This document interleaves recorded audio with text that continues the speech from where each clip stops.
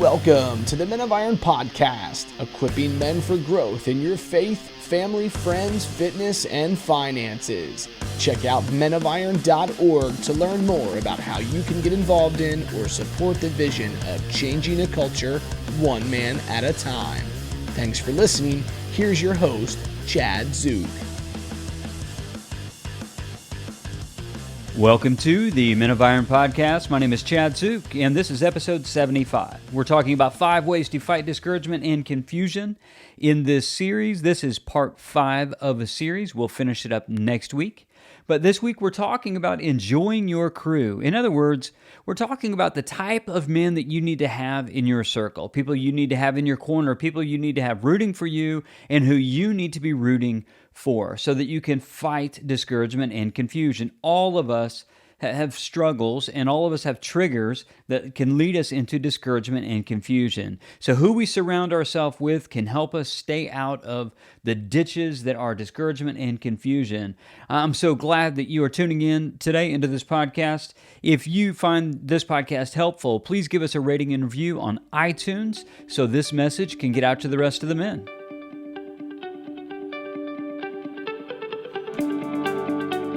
Need a personal financial coach? Doug Kaufman can help with that. Whether it's a business or personal finance, Kaufmans have trained CPAs ready to help you. They're ready to help you to have financial clarity and peace of mind. They develop for you a step-by-step plan to make your financial goals a reality. And they don't just create the plan and then leave you hanging. Instead, what they do is they continue with you to track progress and to celebrate wins. And a win is determined by you, so you can have financial clarity and peace of mind. They work really hard at helping people to understand where their money's going and also for them to help to have the finances to reach the goals that they want. So Doug Kaufman and his team can be found at kaufmancpa.com, KAUFFMANCPA.com. Doug and his team have been doing virtual coaching and doing virtual CPA work for quite a long time, since before COVID. This was actually part of their business strategy. They know how to do it. They know how to connect with you. I talked to Doug a couple weeks back, and man, he knows his stuff. We shaped up a great conversation, and I was really inspired and challenged by what he said. And I believe that Doug and his team are going to be able to help you to go to the next level so you can have clarity, financially speaking, and you can have peace of mind. If that's something that you need, go see Doug at kaufmancpa.com. All right, guys, so let's get into it today. We'll talk about enjoying your crew. As some of you, maybe if you've been listening along the podcast, you know that I served in the Navy. I served in the Navy actually for 4 years. I worked on F-18s. I was based out of Jacksonville, Florida, actually Orange Park, Florida, but it's a suburb of Jacksonville. And I was also on 2 different deployments, one on the USS Roosevelt and the other one the USS Eisenhower. Both of those deployments were very similar, and we traveled the world. Honestly, got to go to a bunch of different countries and see a bunch of different things. And there were some things that I expected, some things that I didn't expect. The deployments were, each of them was 6 months long. So imagine, if you will, you're on a boat in the middle of the ocean and you've got 5,000 people around you, but really your inner circle, I had a work center, just had a few people actually I worked with on a daily basis, and it was like the best of times, it was the worst of times. I received some advice when I first got onto the crew, onto my first cruise, and somebody told me, they said, your best friend getting on the boat will become your greatest enemy during the cruise, and then you will be great friends after the cruise. And I thought, yeah, that's a bunch of crap. That's not true. Man, that was absolutely true. I nearly got into fist fights with both guys who they were kind of my best friends going into those deployments. Literally in the hangar bay. Russ was the name of one guy. I mean, I really wanted to just deck him, but then honestly, I thought about my wife, and I thought, man, if I go to the brig, which is kind of like jail, it's going to be bad for me, it's going to be bad for her. So I didn't. And there was another guy who I really respected, but we just totally disagreed. We'd been out for months, we were exhausted, working 12 on, 12 off, 7 days a week. and his name was Brett, and I almost just decked Brett too, but I did not. So, and he didn't deck me. So we kind of yelled and went back and forth, got in each other's faces, and it was resolved. But that advice they told me was true. Some other things that were true about that. While it was great that I was able to travel the world with these guys, and we would go into port calls, and we got to see Rome and Jerusalem and Cartagena, Spain, and different places in France and Turkey and the Caribbean and different places in the United States. It was amazing to be able to travel with these guys, and it was so much fun. But once we spent so much time together, things kind of got monotonous. So we had to do things like when we would go into port of call, it would kind of be like a breath of fresh air. We'd go out and we'd kind of like experience the friendship and the bond in a different way. Another thing that would happen is this. If we were just at sea, it just became really monotonous if we were just going through flight ops upon flight ops upon flight ops. However, there were moments when we knew that we were in real, what could be battle zones, that we knew that when we were in the Persian Gulf, we knew that this was a dangerous place. And everybody in those moments, everybody grew together. Everybody was reminded that we're doing important work, and we grew stronger together. And we became literally just a great unit as we were then loading live bombs onto these planes. And let me tell you, when you do that, knowing that they could be released in hostile territory, that will sober you up. That really will. And it'll remind you of what's important. You see, what would happen is when we would go out and we would have these adventures, or we would work hard, and we would just kind of we'd lose sight of what we were doing. When we would go into port of call, we'd be reminded and just be able to just connect as guys and have fun as friends.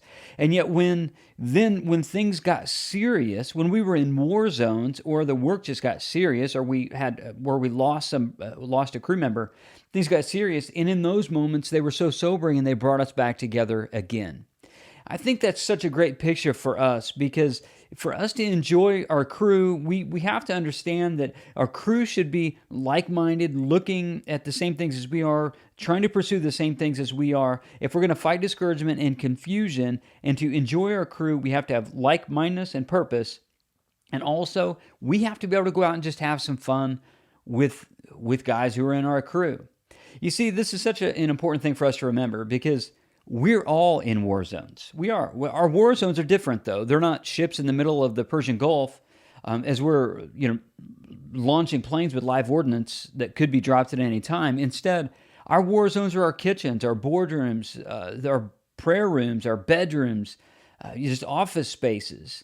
And in these spaces, we can be lulled into complacency and carelessness and lose sight of our purpose. We need other men in those spaces, and we need other men advocating for us to keep us engaged in the battles that matter. And those battles are in the kitchen, boardroom, prayer room, bedroom, in the office spaces. And maybe for you, it's just pushing a toolbox around a garage or a hangar. I'm not really sure what it is that you do, but I know that we can be just lulled into carelessness and complacency, and we need input of other men to help us along. Here at Men of Iron, we actually have a mentoring curriculum that is set up for you to sit down with a mentor, or sit down with a mentee, depends on which side of the table you're on. And it's called Strong27. It's a mentoring guide. It's broken down into the 5 F's: faith, family, finances, fitness, and family. So if you were to go in and you were to commit to maybe looking online at menofiron.org, go to that mentoring guide, or just make a phone call and just ask and say, hey, is this the best thing for me? That'd be a great thing for you to do following up from this podcast as I talk about and really get into the granular level about how to enjoy your crew. But one of the ways that you can do this is by having somebody in a mentoring relationship with you. And we at Men of Iron believe so strongly into this that we developed Strong27. It is a way for guys to engage. It's really low level, but it's hard hitting. So it's easy to understand, but hard hitting. It'd be great for you maybe as a follow-up to this podcast. You see, here's the thing. Henry David Thoreau is so right. This quote is often used. It was written in the mid-1800s. It's still relevant today. Many men live lives of quiet desperation. The male suicide rate is 3 times higher for men than women. That's in North America. The suicide epidemic of our servicemen is about 20 a day right now. coming from a bunch of different things, a lack of purpose, camaraderie, or connection. And all of these things are killing off our veterans at staggering rates. If I just want to just pause right now. This isn't just taking our veterans and taking our active duty military. It's just taking men. The suicide rate for men is 3 times higher for men than women. That's what I just said. So this is something that men struggle with. So if you're in deep depression, if you're thinking about, dreaming about, or even considering suicide, call the suicide hotline today. They're available 24 hours a day. They're non-judgmental conversation. It's 1-800-273-8255. I'll say it again, 1-800-273-8255. If you are struggling with this right now, this podcast is not what you need. You need to talk to somebody who's trained to help you in this situation. But for everybody else, I want you to just know that we're on your side. And many of us, we may not say, hey, I'm living in quiet desperation, but maybe we know a guy that is. You see, I think that we're all desperate for meaning, and we're all desperate for a life that is worthy of sacrifice. I think that we're desperate for a life that we would sacrifice for our wife. We're desperate for adventure. We're desperate for friendships. I think we're just all desperate. Ultimately, we're desperate for a connection with God. That's really what it is. We're desperate for a connection with God. At the fall, Adam and Eve both craved autonomy. And autonomy is a desire for self-government. It's just this message of just don't tell me what to do. And it was true in the garden, it's true of us today. We crave autonomy. If you're an American, this is just part of the American dream. This is just part of the American story. I can just pull myself up from my bootstraps and I can just make things happen. I don't need anyone, and all of that is, while it could be very virtuous, as far as within the nation, and I'm all about patriotism and I'm all about American freedoms. I fought for this country. I served this country. I think it's an honor to do so. But I know that autonomy has limits. You see, the first symptom of sin is separation. And that's what autonomy is. The first symptom of sin is separation. Autonomy is taken too far. Autonomy it's separation, saying, I don't need anyone and I don't need anything. I can do this all by myself. That's, I think, a pathway into this quiet desperation that Thoreau is talking about. Also, I want you to know this. The first symptom of salvation is reconciliation. Reconciliation to God, reconciliation to your true self, and reconciliation to other people. So for us, autonomy, while it seems virtuous at times, it can either be good or bad. It can be used for great things. Maybe if somebody's in an abusive situation or a manipulative situation and just say, you know what, I'm worthy of more, we can kind of step out of that. We can kind of step out and say, no, I want to be my own person, but yet you can also be your own person and operate under the sovereignty of God. This is the key. Being autonomous is saying, yeah, I can be my own person, but yet I think the best virtue and value is to say, yes, but I live under the sovereign input and control and lordship of Jesus.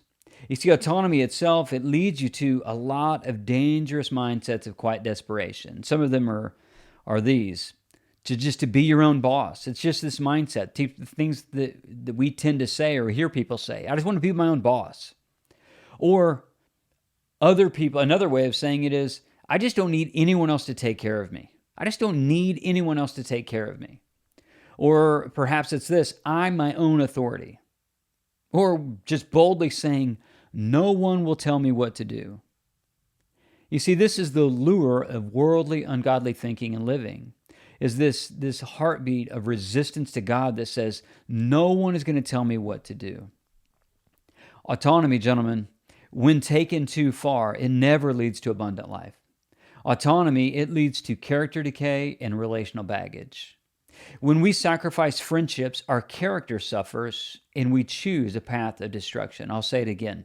When we sacrifice friendships and we say, I don't need other people in my life. I don't need somebody else speaking into my life. I don't need a mentor. I don't need a band of brothers. I don't need brotherhood. What's happening is you're saying, oh, okay, I'm opting to have my character to suffer and I'm choosing a path of destruction. This is what it says in Proverbs 13:20.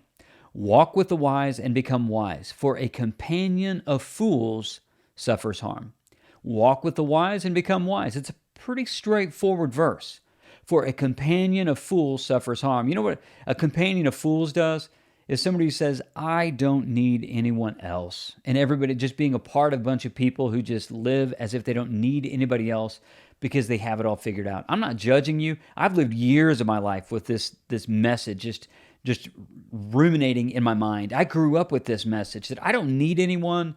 I grew up in a lower middle class home, just working class, of just this message and narrative that I tended to believe that was, I don't need anyone. Nobody's coming for me. It's up to you. All you need is you. You can control your own life. I mean, if there was a king of autonomy, I think I would have been the king.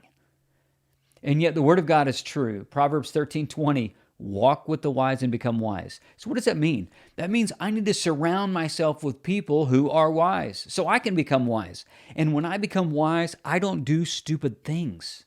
You see, whenever I've walked with stupid people, I've done stupid things. When I've had a companion of fools, I've suffered harm. It's true of my story. Perhaps it's true of yours. So I just want to summarize what I've said so far in saying this. Enjoy the people around you after choosing them wisely. Enjoy the people around you after choosing them wisely. I had a long-term friendship. It was a childhood friendship through teen years, into adulthood, long-term friendship. And you know, I ignored the warning signs of other people. Other people said, hey, he's bad news. Other people said, hey, look out for him. I don't trust him. I gave him the benefit of the doubt, and it crippled me for a long time. It crippled my marriage for a long time. It put a real strain on any other friendships I had outside of that one because of the controlling nature of it, and I was blind to it. And I did not even see what it was that everybody else saw, sadly. And it was long term, and I want you to know, he eventually burned me. He burned me hard time, just big time he burned me. And I suffered. I suffered because of it. I suffered because of the person that I had been around. And what hurt the most was it hurt my wife because I started to believe him instead of what she was saying to me. And what she was saying to me, knowing that she's in my corner, knowing that she's always rooting for me, and I'm always rooting for her, just as I think every husband and wife should. You know, it was a really difficult time for me, and I have to own my failure. I didn't listen to the warning signs, and I surrounded myself with a jerk. I surrounded myself with a fool, and I became a fool. I've made some strides since then. I've decided I want to surround myself with wise people so that I can become wise like them. And hopefully that as I'm becoming wise, other people actually have sought me out for wisdom as well. Maybe your story's like mine, and maybe you had just this severing of a friendship years ago, and you feel stunned. You're like, and you would just answer just very clearly and honestly and say, I don't really have good friends.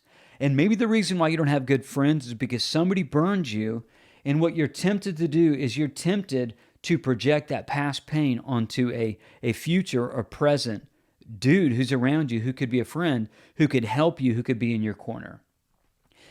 Billy Corgan of Smashing Pumpkins, one of my favorite bands to listen to at the gym, by the way, he said this: compliments and criticism are ultimately based on some form of projection. I don't know if that's true or not.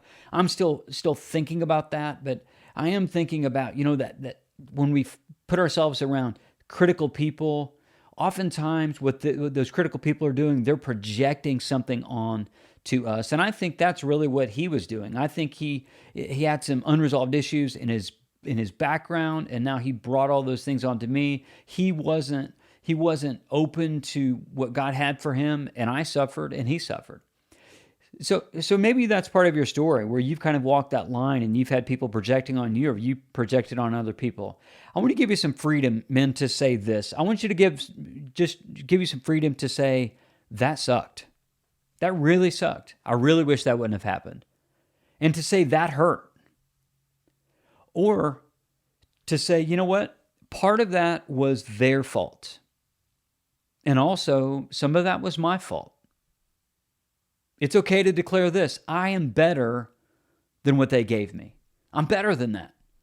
Not in a prideful sense, but just in a self-satisfying knowing that, and just having self-worth based in who God says you are and your gospel identity. Just to say that I'm worth better than that. It's okay to say this: my next friendship will be better because of what happened. And even it's taking it a step further to say, not everyone is like that. So I'm not going to transfer that pain to somebody else. I will not project anymore. Or to say, I can't let his arrogance and pride become the reason why I don't find other people to enjoy my life with. Bob Marley said this. He said, truth is, everybody's going to hurt you. You just got to find the ones worth suffering for. You see, when we're around people who are willing to say hard things to us, there's going to be an element of hurt. There's going to be a tendency sometimes, because of that autonomous nature and the sin nature within us, to kind of push back and say, no, that's not my story, mind your own business. But yet, I think that Bob Marley is right on that.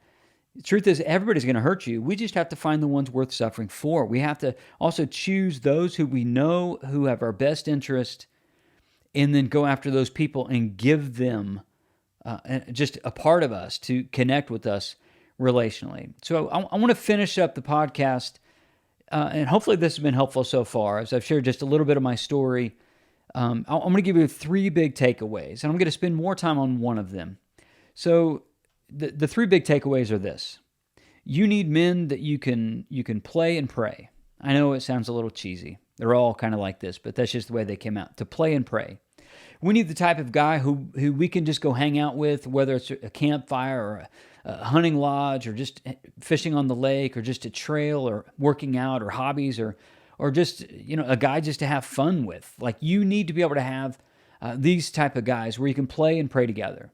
But you also need to have these type of people who are understanding that they are God-given gifts to you for pleasure and purpose. Pleasure for you to have fun, but also purpose to help you to be a better man. So we need men that we can play and pray together with. These may be guys in your faith community. I would say first, look for guys around you. Don't look for guys out on Instagram first. Don't look on some community on Facebook or somewhere else. Don't go there first. I'm not saying there's anything wrong with those. I'm connected to some of those groups. But you have to start around you, because these people are the ones you're going to be able to sit down and actually talk with face-to-face, who will basically call you on things that are going wrong in your life, because we can fake anything online. So we need people that we can play and pray together with, have some fun together. Nobody wants to be around someone who is shut off from fun and who is boring. So no one likes that guy. No one wants to be around that guy. So don't be that guy. Instead, surround yourself with people who are fun and draw out the best thing in you. Play and pray together. Another one is this. They need space and grace. You've heard me say this. You're going to hear me say it more. Men need space and grace to process pain. I want to give you this example from Job's second testing. His wife had said to him this. This is an exact reading of the scripture. Are you holding on to your integrity? Curse God and die. This is what she has to say. She's really rooting for him, right? She's like, curse God and die. He replies, you are talking like a foolish woman. Shall we accept good from God and not trouble? ? In all this, Job did not sin in what he said. That was Job 2:10. When Job's 3 friends heard about all the troubles that had come upon him, they set out from their homes and met together by agreement to go and sympathize with him and comfort him. Again, men need space and grace to process pain. Verse 12 says this, when they saw him from a distance, they could hardly recognize him. They began to weep aloud, and they tore the robes, and they sprinkled dust on their heads. Then they sat on the ground with him for 7 days and 7 nights. No one said a word to him, because they saw how great his suffering was. That's powerful. Notice what Job's friends did. They didn't go to him and be like, hey, yeah, your wife's crazy. You're in a bad situation. Just reject God and die. You need to go bury the situation in a 6-pack. You just need to go get some beer. You need to go to a hobby. You need to go get high. You need to go run away. You need a vacation. That's what you need, Job. They didn't do any of that. They didn't give any advice. What they did was they gave him space and grace. They sat with him for 7 days and 7 nights. And I realize how unrealistic that even may seem in our culture, being so busy and all. But just maybe don't get lost in the 7 days and 7 nights. But Do hang on to this. No one said a word to him because they saw how great his suffering was. You see, they were there, and they didn't feel the need to say anything because just being there was enough. Men need space and grace to process pain. Men who don't have all the answers, but who are willing to sit down with you as you process pain, as you process grief, as you process hardship, as you process marriage, as you process loss, as you process kids, as you process empty nesting, as you process all of the other hardships of life. Men need space and grace to help you process pain. We need one another. First, to play and pray. Second, they need space and grace. The last one is they need time and truth. You are your brother's keeper. I'm reminded of a story I read of Stu Weber, great author. Actually, we'll put in the show notes just a link to all of his books. Tender Warrior was really the best book that I think he's written. Fantastic book. Here's a little bit of Stu's story. He was the captain of his college football team. He was also an airborne ranger. He was a Green Beret officer, and he was a pastor. And and the time that he served in the military was during Vietnam. And this is a little bit of just a cut, a sliver of Stu's story. He, like most men, he struggled with anger. And in a Christianity Today article, he talks about how his friends, his accountability partners, as he called it, that may have saved his life and his ministry. In this group, Stu, he holds no special privileges. Just because he's the pastor, he doesn't go into it with a sort of standoffish thing with his accountability partners. It's a no holds barred, free fire zone is what Stephen Mansfield calls it. But he can just allow these guys just to say whatever needs to be said to him with no special privileges. Growing up, Stu developed a temper, which had blossomed in high school and college, and he really had it just turn into a tire fire when he was in the military, is what he said in this article. And so in it, he needed to be able to curb his temper and develop some relational skills. Well, early in his ministry, he stopped playing church league basketball altogether because his temper kept flaring, and he was embarrassing himself in the church. A decade passed, and this is what he says. I hadn't had a flash of temper for years. I thought, the Lord has been good. I'm actually growing. Then his oldest son made a high school varsity basketball squad. This is what he said. I began living my life again through my son. He started terrorizing the referees. On one occasion, when he was seated in the second row, Stu wound up on the floor level, and he could not remember how he got there. He received nasty letters from church members who says that he was absolutely out of control, and then he agreed, and he says, you're absolutely right on. But then he got another note. And the note said this, Stu, I know your heart. I know that's not you. I know that you want to live for Christ and his reputation. And I know I know that that's not happened at these ball games. If it would be helpful to you, I'll come to the games with you and sit beside you. This was one of his accountability partners. Stu said this, Steve saved my life. That's this gentleman. It was an invitation, a gracious extension of truth. He assumed the best and he believed in me. This is such a great example of time and truth. He was willing to step in. Steve was willing to step in as his accountability partner. Says, I will come to the game and I'll spend time with you. But he also gave him the truth of the situation. And he says, I know your heart. I know that's not you. And I know that what you want to live for is for Christ and his reputation. And I know that you've blown it at these ball games. And he was offering Stu help without judgment. An unknown author said this, hurt me with the truth, but never comfort me with a lie. Hurt me with the truth, but never comfort me with a lie. This has been one of the mantras that I've lived with, and just as I surround myself with other like-minded men, it's this, hurt me with the truth, but never comfort me with the lie. Rome wasn't built in a day, and character is not built in a day either. The great challenge we face is this. Though character is not built in a day, your reputation can be destroyed in a day. Enjoy your crew. Choose your friends wisely.